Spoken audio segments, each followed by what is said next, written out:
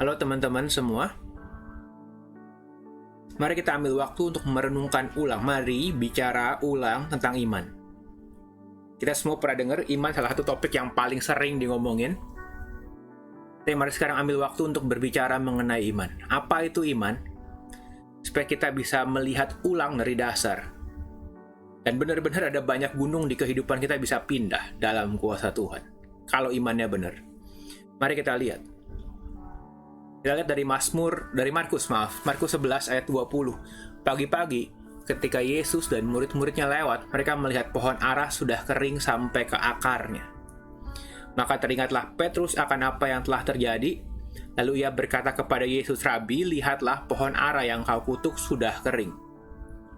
Yesus menjawab mereka, "Percayalah kepada Allah." Ingat ayat ini, Yesus menjawab mereka bukan tentang pohon, bukan tentang perubahan, bukan tentang apapun juga, tapi jawaban Yesus, percayalah kepada Allah. Aku berkata kepadamu, sesungguhnya barang siapa berkata kepada gunung ini, beranjak dan tercampak ke dalam laut, asal tidak bimbang hatinya, tapi percaya bahwa apa yang dikatakannya itu akan terjadi, maka hal itu akan terjadi baginya. Banyak orang mengkhotbahkan bagian ayat Alkitab yang ini, tapi nggak dapat makna yang sebenarnya.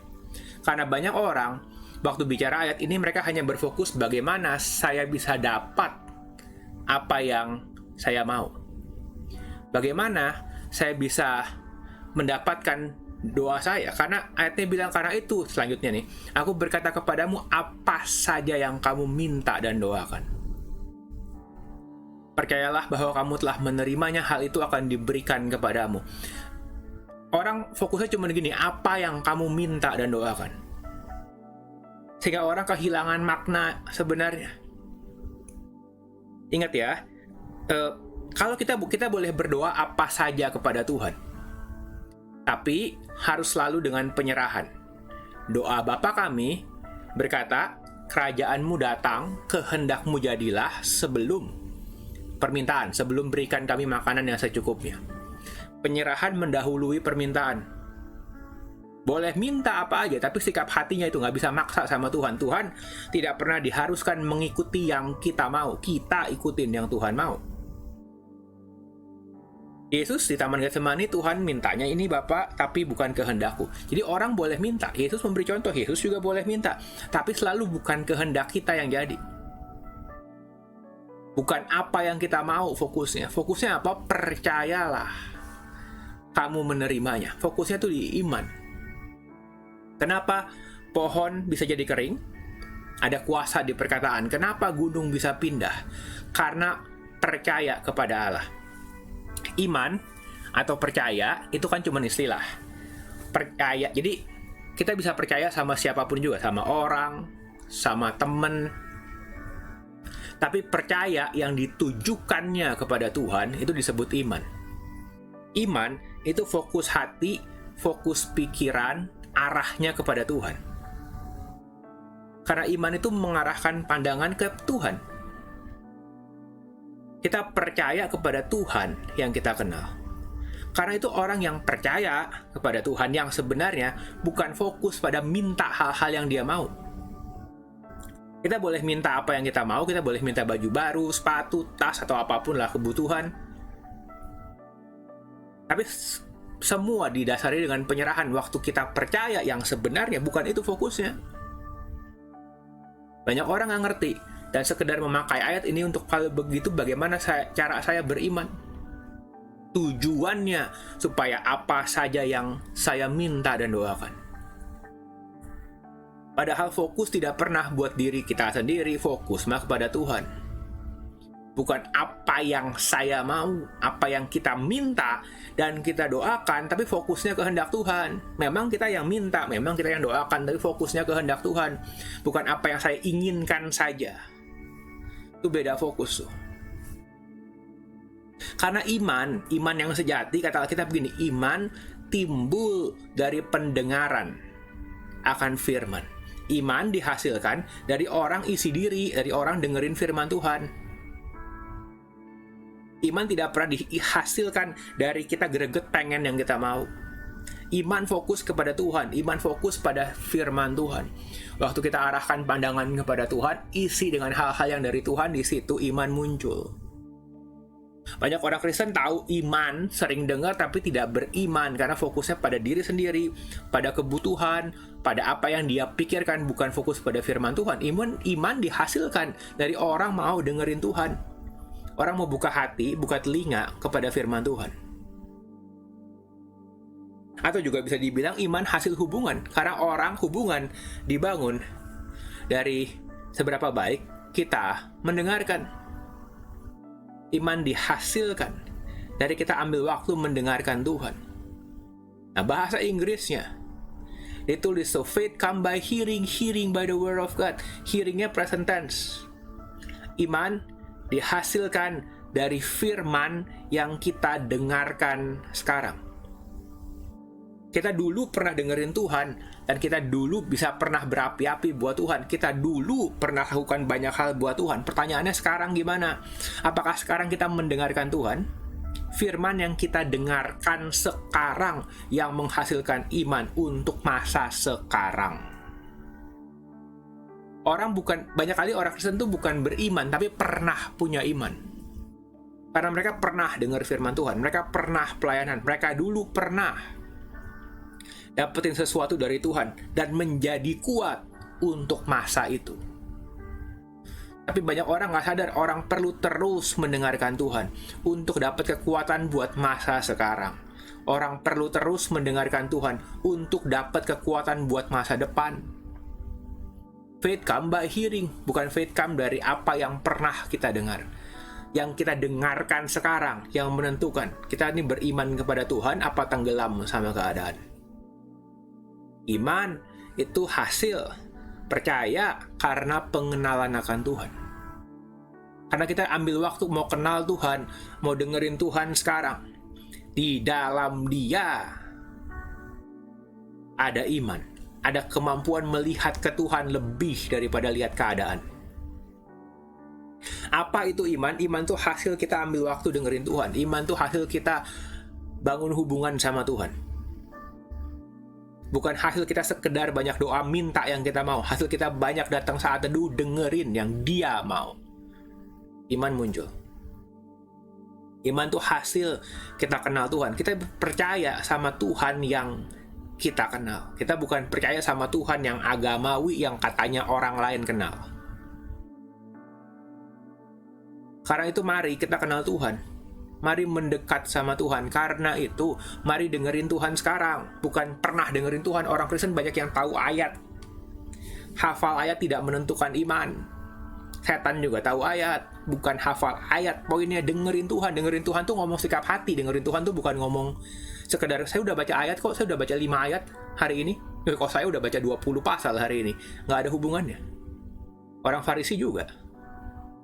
Tapi sikap hati mau dengerin Tuhan. Iman timbul dari pendengaran. Jadi sikap mau dengerin Tuhan. Tuhan, aku pengen dengerin Kau sekarang.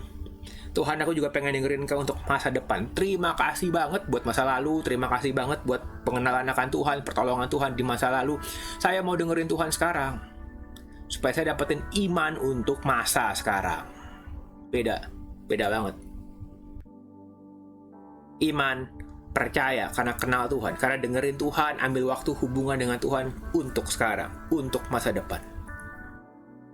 Menjelaskan kenapa banyak orang dulu pernah perkasa, dulu pernah beriman, dulu berapi-api, sekarang banyak yang suam-suam. Karena dulu pernah dengerin Tuhan, sekarang nggak dengerin Tuhan lagi. Mari ambil waktu, arahkan hati lagi, dengerin yang Dia mau, iman timbul. Iman timbul buat masa yang baru. Oke, sekarang banyak orang ngomong iman tuh dari Ibrani. Mari kita bahas kitab Ibrani. Mari kita lihat apa yang Alkitab tulis mengenai kitab Ibrani. Ibrani 11. Mulai ayat 1, kita akan lihat apa-apa saja yang Alkitab tulis tentang iman. Kita mulai. Iman adalah dasar. Jadi iman itu dasar. Nangkep gak? Apa dasarnya? Dasarnya orang ambil sikap hati dengerin Tuhan. Dasarnya bukan sekedar pelayanan. Dasarnya bukan aktivitas. Dasarnya bukan program apa. Dasarnya bukan bilang gini, apa yang harus saya lakukan. Bukan. Dasarnya berdiam diri di hadapan Tuhan, dengerin dia. Nah, itu dasar. Pelayanan timbul dari situ, iman timbul dari situ, keperkasaan rohani timbul dari situ tuh. Iman dasar. Datang dengerin Tuhan. Bukan datang bawa persembahan aja. Oh, persembahan baik. Tapi yang terutama bukan persembahannya. Yang terutama sikap hati yang benar mendengarkan Tuhan. Karena iman tuh dasar. Banyak orang kehilangan dasar karena banyak orang nggak mau dengerin Tuhan. Banyak orang cuma pengen dikasih peraturan, dikasih kegiatan agamawi. Dengerin Tuhan. Itu dasarnya. Dasar dari segala sesuatu yang kita harapkan. Jadi iman dasar pengharapan. Banyak orang kalau mau dengerin Tuhan, pengharapan muncul. Banyak orang begitu dia tidak mendengarkan Tuhan untuk masa sekarang. Dulu dia pernah kuat, sekarang dia stres. Iman itu dasar pengharapan. Iman juga jadi bukti dari apa yang kita nggak lihat. Kita bisa mengerti, kita bisa nangkep yang kita nggak lihat, bukan dengan bukti secara logika, tapi karena kita percaya kepada Tuhan yang menyatakannya. Karena kita kenal Tuhan, kita bisa percaya walaupun kita belum lihat. Dan itu biasa, kalau kita kenal sama teman kita percaya sama dia, dalam certain degree, dalam level tertentu, kita bisa percaya kok yang dia ngomong, walaupun kita nggak lihat sendiri. Apalagi sama Tuhan. Tuhan jauh bisa dipercaya lebih daripada teman-teman kita. Kalau kita kenal, kita sadar itu. Apa yang Tuhan ngomong, walaupun kita nggak nangkep langsung secara otak, kita bisa percaya. Itu bukti karena Tuhan. Makanya orang bisa percaya janji Tuhan walaupun belum lihat hasilnya. Kenapa? Karena dia tahu Tuhan yang menjanjikannya. Dia kenal sang pemberi janji. Karena iman telah diberikan kesaksian kepada nenek moyang kita. For by it the elders obtain a good report. Jadi ada kesaksian baik. Para pendahulu kita, pahlawan-pahlawan iman, katanya mendapatkan hasil yang baik karena iman.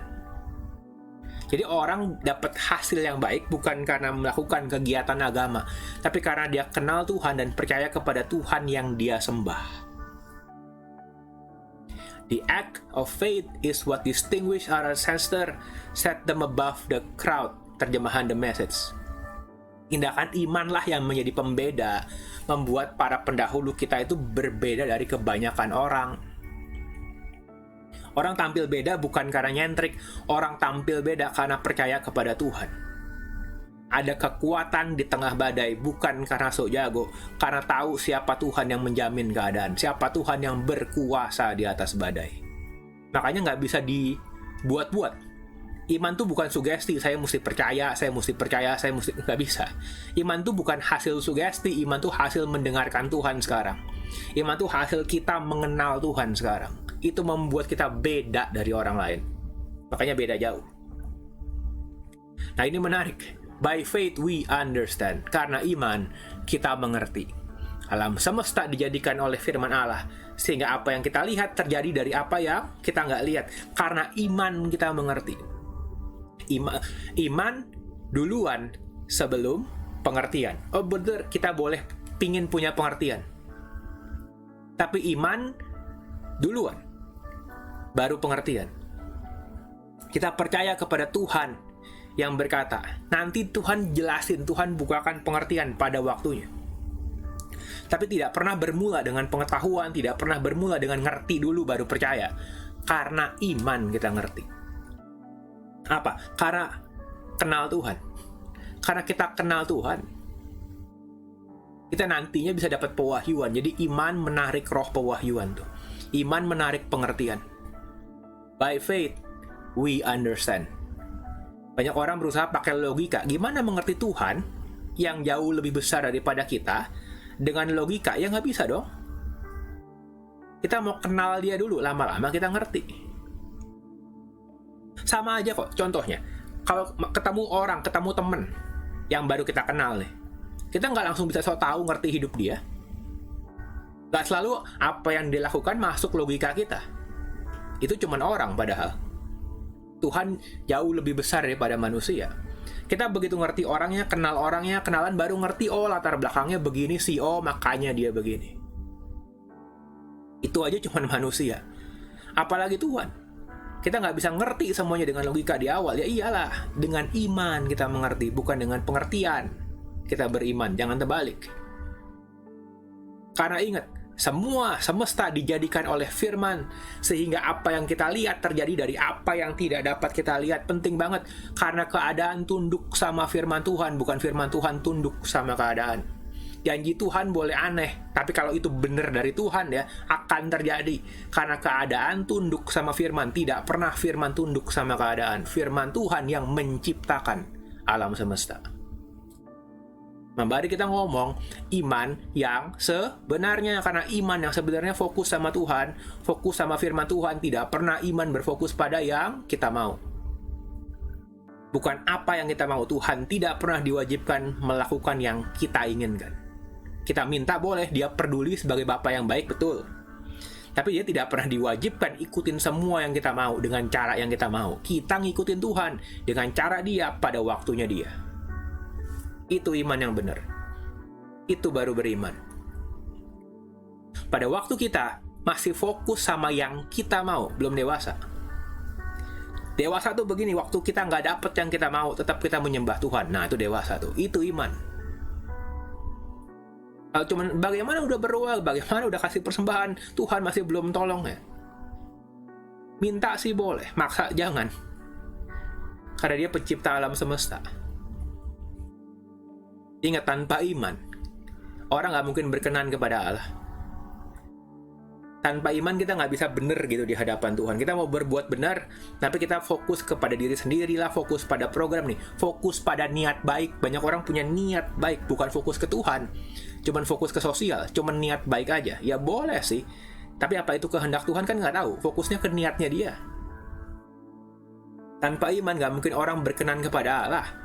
Karena barang siapa berpaling kepada Allah harus percaya Allah ada dan memberi upah kepada orang yang sungguh-sungguh mencari dia. Karena iman fokus kepada Tuhan. Waktu orang lihat berpaling pada Tuhan, mau cari Tuhan, dia mesti percaya Allah itu ada dan Allah memberi upah. Jadi orang beribadah, orang menyembah bukan karena kewajiban. Orang menyembah, kenapa orang menyembah Tuhan? Karena Tuhan ada. Karena dia Tuhan dan dia eksis. Dan kita mengakui Tuhan kau hadir di hidupku, Tuhan kau ada. Kita menyembah Tuhan makanya. Kita menyembah Tuhan juga bukan karena paksaan, bukan supaya masuk surga. Kita menyembah Tuhan karena kita menghargai, kita tahu dia ada. Dan dia benar-benar mau memberkati kepada orang-orang yang sungguh-sungguh mencari dia. Karena fokus iman hubungan sama Tuhan. Fokus iman tidak pernah karena kewajiban. Sekarang kita lihat, kalau dasarnya benar, kalau imannya definisinya benar, apa akibatnya? Ada cerita di Alkitab, Abraham mempersembahkan Ishak. Tapi pertanyaannya, kenapa Abraham mau mempersembahkan Ishak? Orang dengan mudah bilang, ya karena beriman. Oke, tapi pertanyaannya gini, apa yang ada di pikiran Abraham? Apa dia gila? Apa dia buta? Apa dia nggak peduli? Apa dia hilang pikiran? Terhipnotis gitu? Kenapa dia pikir? Kan Abraham berpikir. Tapi kenapa dia berpikir dia rela membunuh anaknya sendiri? Dia nggak tahu dari awal, nantinya nggak jadi, ada domba sebagai ganti, dia nggak tahu. Tapi apa sih yang ada di pikiran dia? Sampai dia rela membawa Ishak. Alkitab menulis jawabannya loh. Ini bukan tafsiran kosong, ini Alkitab tulis jawabannya. Kenapa Abraham mau mempersembahkan Ishak? Lihat di Roma dulu. Roma 4 ayat 17 menulis, di hadapan Allah yang kepadanya Abraham percaya. Abraham percaya kepada Allah yang apa? Allah yang menghidupkan orang mati, Allah yang menjadikan dengan firman-Nya yang tidak ada menjadi ada. Jadi Abraham mengenal Tuhan yang dia sembah. Karena Abraham mengenal Tuhan yang dia sembah, Abraham tahu Tuhan bisa menjadikan dengan firman-Nya yang tidak ada menjadi ada. Karena itu dia percaya kepada Tuhan. Pada waktu dia sudah, dan istrinya sudah mandul. Karena Tuhan bisa mencipta dari yang tidak ada menjadi ada. Karena Abraham percaya Allah menghidupkan orang mati, jadi Abraham berpikir, kalau sampai saya bawa Ishak, saya persembahkan dia dan beneran mati di mezbah, Tuhan akan hidupkan lagi. Tentu nggak begitu, kenyataannya nggak begitu jadinya. Tapi Abraham kan nggak ngerti. Ingat, by faith we understand. Percaya dulu. Pengertian mah datang belakangan, tapi orang akan nyambung sama Tuhan walaupun di otaknya belum nyambung, tapi secara roh orang akan nyambung sama Tuhan waktu percaya. Orang akan rela mengambil tindakan iman taat sama Tuhan walaupun aneh karena dia percaya Tuhan yang mengatakannya. Dia kenal sih. Dia kenal Tuhan yang mengatakannya, jadi dia percaya, dia lakukan aja. Pikir Abraham kalau sampai Ishak mati pun bakal dihidupin lagi. Dia nggak ngerti kejadiannya nggak begitu, tapi yang penting Abraham nyambung sama Tuhan. Banyak orang pengen ngerti dulu di awal, makanya nggak pernah nyambung sama Tuhan. Bingung, Tuhan kehendakmu apa sih? Kehendak Tuhan yang dasar kita kenal Tuhan. Bukan apa yang harus kita lakukan pertama-tama. Ibrani 11 memberitahu dengan gamblang tentang Abraham. Ayat 17 mulai. Karena iman, maka Abraham, waktu dia dicobai mempersembahkan Ishak, ia yang telah menerima janji itu. Ingat, Abraham menerima janji. Abraham menerima firman. Makanya dia ngikutin Tuhan. Abraham telah menerima janji. Banyak orang nggak terima janji Tuhan karena nggak percaya. Masa iya kok nggak jadi-jadi? Terus gimana? Abraham yang telah terima janji. Perhatikan ayatnya. Ia yang telah menerima janji rela. Orang yang percaya sama Tuhan punya kerelaan mentaati Tuhan. Orang yang kenal Tuhan punya kerelaan mentaati Tuhan. Ia rela mempersembahkan anak yang tunggal.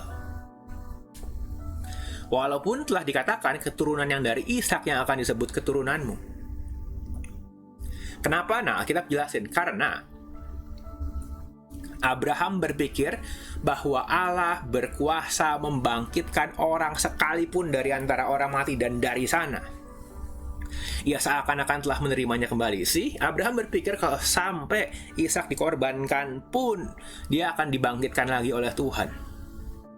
Orang nyambung sama Tuhan bukan karena otaknya nangkep. Orang nyambung sama Tuhan karena percaya kepada Tuhan yang dia sembah. Dia kenal Tuhan yang dia sembah. Dia rela lakukan. Kenapa? Karena tahu Tuhan pasti bertanggung jawab. Gimana caranya nggak tahu detailnya, tapi pokoknya Tuhan pasti tolong. Tuhan tidak pernah bohong sama janjinya. Makanya sekali lagi saya ulang, iman bukan karena kita pengen dapetin yang kita mau secara pribadi. Fokusnya bukan ke kita. Abraham rela. Kalau Abraham sayang Ishak, sayang karena fokusnya bukan ke dia, fokusnya bukan ke Ishak, fokusnya ke Allah berkuasa membangkitkan orang. Siapa Tuhan yang kita kenal? Tuhan seperti apa sih yang kita kenal? Kenal Tuhan nggak? Waktunya buka hati. Mau kenal Tuhan, mau dengerin dia, dan lihat, ada iman yang murni muncul. Iman yang murni akan berbeda banget hasilnya. Sekarang kita lihat, berhubungan dengan pahlawan iman, seperti tongkat estafet yang mau diberikan kepada kita.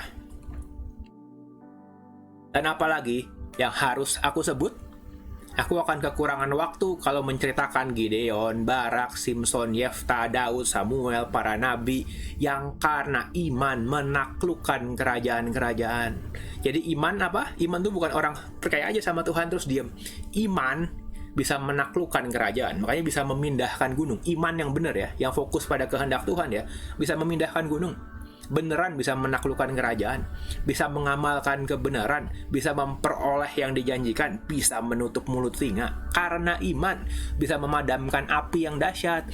Mereka luput dari mata pedang dan telah beroleh kekuatan dalam kelemahan. Tuh iman yang benar kayak gitu tuh. Jadi dahsyat hasilnya. Karena orang berlomba-lomba rela melakukan kehendak Tuhan, bukan orang berlomba-lomba minta yang dia mau sendiri. Beda hasilnya. Orang rela melakukan kehendak Tuhan, kerajaan ditunggang balikan. Itu hasil iman sejati itu begitu. Karena iman, orang telah menjadi kuat dalam peperangan, memukul mundur pasukan-pasukan tentara asing. Karena iman, ibu-ibu telah menerima kembali orang-orang yang telah mati karena dibangkitkan. Ada kuasa kehidupan mengalir waktu orang percaya sama Tuhan. Karena iman.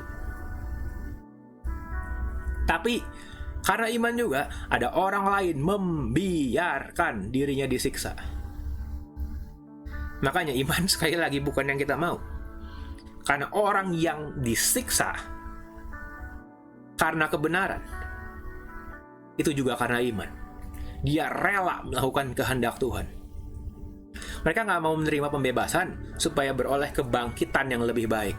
Karena iman ada juga yang diejek, didera, dibelenggu, dipenjarakan. Karena iman mereka ada yang dilemparin, digergaji, dibunuh dengan pedang karena iman. Bukan karena bodoh, karena rela melakukan kehendak Tuhan sampai akhirnya. Itu iman. Sisi lain dari iman, kerajaan di tukang balik tapi juga ada harga yang dibayar. Itu iman. Makanya iman yang murni itu begitu. Iman yang murni bukan cuma supaya saya dapat berkat lebih banyak, bukan cuma supaya saya dapat hasil doa saya. Iman yang murni itu begini.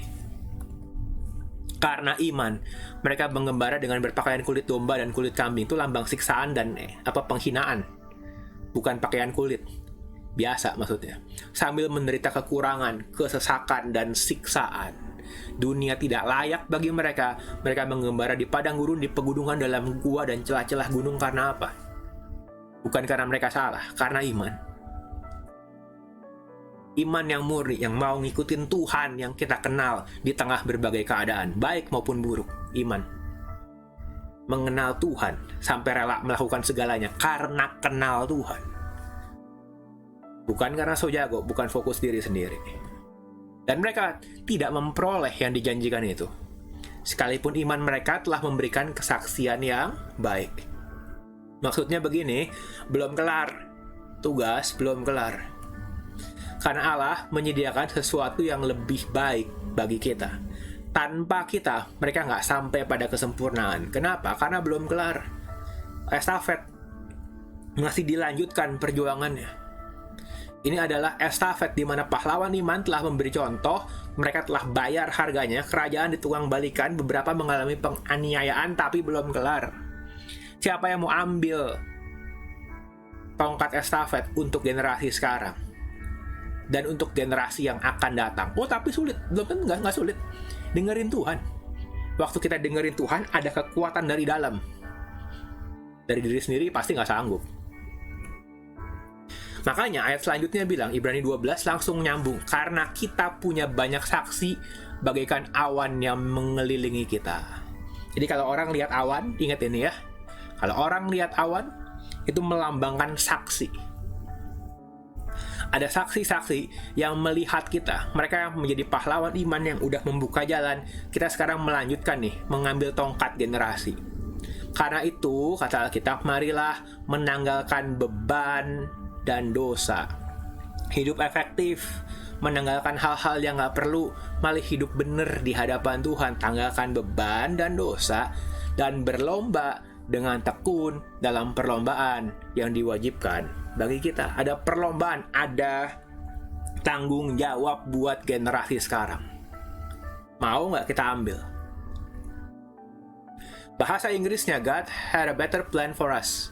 Their faith and our faith would come together to make one complete whole.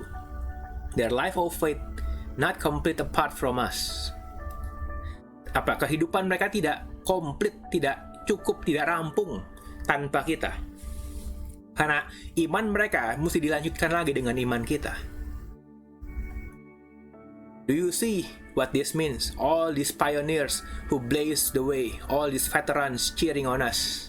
It means we better get on with it, strip down, start running, never quit. No extra spiritual fat, no parasitic sin. Terjemahan The Message. Nggak ada ekstra berat beban rohani, kegemukan rohani, dan nggak ada dosa yang seperti parasit. Hidup efektif buat Tuhan. Makanya, karena iman fokusnya ke Tuhan sih. Supaya kita bisa jadi efektif, jadi menanggalkan hal-hal yang gak perlu buat diri kita sendiri. Bahkan kalau kita punya keinginan, ingat doa Bapa kami sekali lagi.